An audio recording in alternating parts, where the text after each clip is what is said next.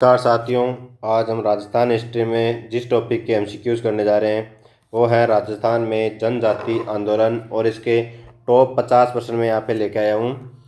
जिसमें पहला प्रश्न है, मेर आंदोलन की अवधि है। मेर आंदोलन कब से कब तक चला था?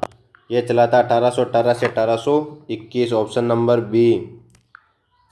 प्रश्न नंबर 2 है, किस अंग्रेज अधिकारी ने झाक गांव में मेरों के साथ एक समझौता किया था जिसमें उन्होंने कभी लूटपाट न करने की सहमति प्रदान की? ये किया था William Hunter, Hamilton, Cornell, F Wilder. ये किया था एफ विल्डर ने, ऑप्शन नंबर ए। अगला प्रश्न है, मेरवाड़ा रेजिमेंट की स्थापना कब की गई? ये हुई थी 1822 में, ऑप्शन नंबर बी। अगला प्रश्न है, मेरवाड़ा बटालियन का मुख्यालय कहाँ स्थापित किया गया था? जो मेरवाड़ा बटालियन की स्थापना 1822 में हुई थी उसका मुख्यालय कहाँ था? Ajmer, Beawar, Ajmer, option number B. प्रश्न नंबर 5 है, भील मुखिया अपने क्षेत्र से गुजरने वाले माल व यात्रियों से कौन सा कर वसूलते थे? भील मुखिया जो अपने क्षेत्र से मालगाड़ियाँ और यात्री गुजरते थे उनसे कर लेते थे, उस कर को क्या कहते थे? बोलाई कर। अगला प्रश्न है, भील गांवों की चौकीदारी के बदले कौन सा कर वसूल करने लगे थे? ये करने लगे थे रखवाली कर। बोलाई कर तो अभी बताया था कि यात्रियों से और माल जो उनके एरिया से जाता था उनसे लेते थे। प्रश्न नंबर 7 है, राजस्थान का प्रथम भील विद्रोह किस राज्य में आरंभ हुआ? यह हुआ था मेवाड़, उदयपुर, ऑप्शन नंबर ए। प्रश्न नंबर 8 है, भीलों द्वारा लगातार किए जा रहे विद्रोह पर नियंत्रण स्थापित करने के लिए अंग्रेजों ने किस सैनिक टुकड़े का गठन किया? ध्यान रखना, मेरों पर नियंत्रण के लिए किया था मेरवाड़ा बटालियन का। पर यहाँ पर ध्यान रखना, जो ये पूछ रहा है भीलों पर नियंत्रण के लिए, तो ये किया था जोधपुर लीजन का, जो सबसे अंत में कहाँ पर जाकर स्थापित हो गई थी? एरिनपुरा छावनी में कौन सी रेजिमेंट थी? जोधपुर लीजन। ये सबसे पहले अजमेर में स्थापित की गई थी भीलों पर नियंत्रण के लिए। यह ऑप्शन नंबर बी हो गया। अब अगला प्रश्न है, प्रश्न नंबर 9, मेवाड़ भील कोर की स्थापना कब की गई थी? मेवाड़ भील कोर की स्थापना की गई थी 1841, option number B. Mewar Bhil corps की स्थापना किसने की? ये की थी मेवाड़ महाराणा सरदार सिंह ने, ऑप्शन नंबर ए। मेवाड़ भील कोर का मुख्यालय कहाँ स्थापित किया गया? यह किया था खेरवाड़ा, उदयपुर में। मेवाड़ भील कोर का प्रथम कमांडर किसे नियुक्त किया गया था? यह किया था विलियम हंटर को, option number B. Meena corps की स्थापना कब की? यह की थी 1921 में, ऑप्शन नंबर बी। प्रश्न नंबर 14, 42वीं देवली रेजिमेंट व 43वीं एरिनपुरा रेजिमेंट को समाप्त कर किसकी स्थापना की गई? ध्यान रखना, यह की गई थी मीणा कोर की, ऑप्शन नंबर ए।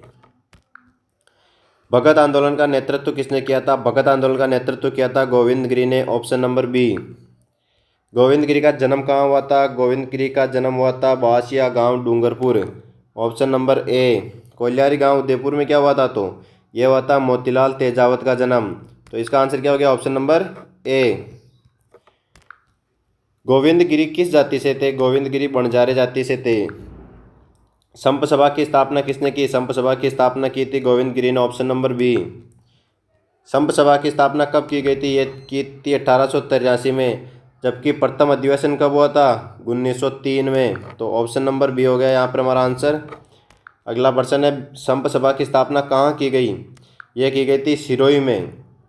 ध्यान रखना, संप सभा की स्थापना की गई थी 1883 में सिरोही में, पर इसका जो प्रथम अधिवेशन हुआ था वो हुआ था 1903 बांसवाड़ा, मानगढ़ धाम बांसवाड़ा।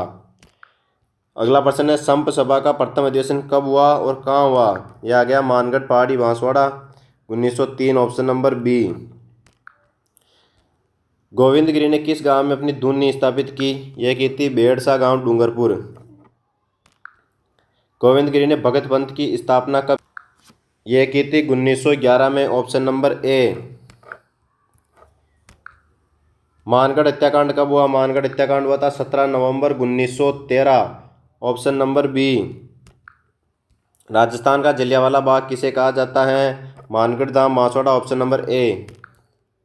गोविंद गिरी ने अपना शेष जीवन कहाँ बिताया? गोविंद गिरी ने अपना शेष जीवन बिताया था कंबोई, गुजरात। एके आंदोलन की शुरुआत किसने की? एके आंदोलन की शुरुआत मोतीलाल तेजावत, ऑप्शन नंबर सी।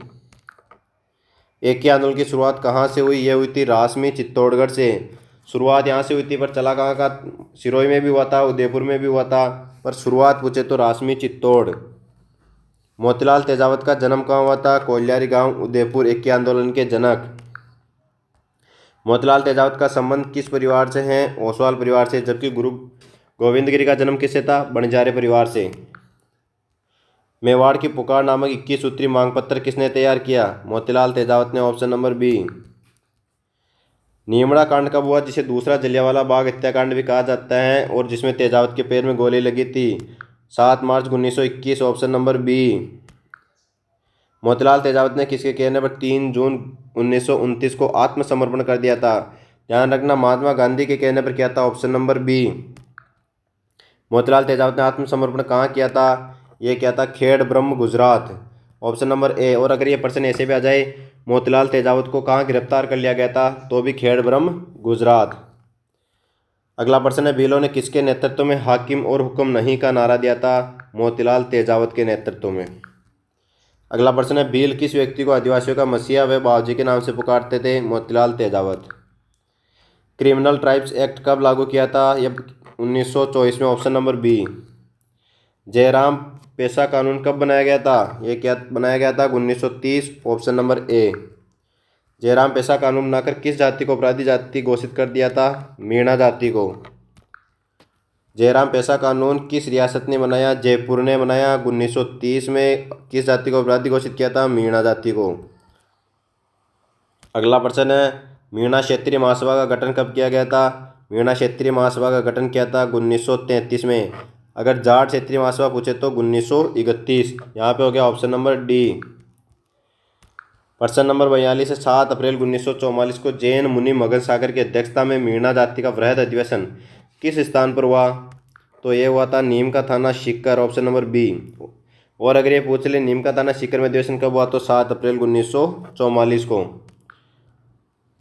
क्वेश्चन नंबर 43 है, मीणा सुधार समिति का गठन किसकी अध्यक्षता में हुआ? मीणा सुधार समिति का गठन हुआ था बंशीधर शर्मा की अध्यक्षता में।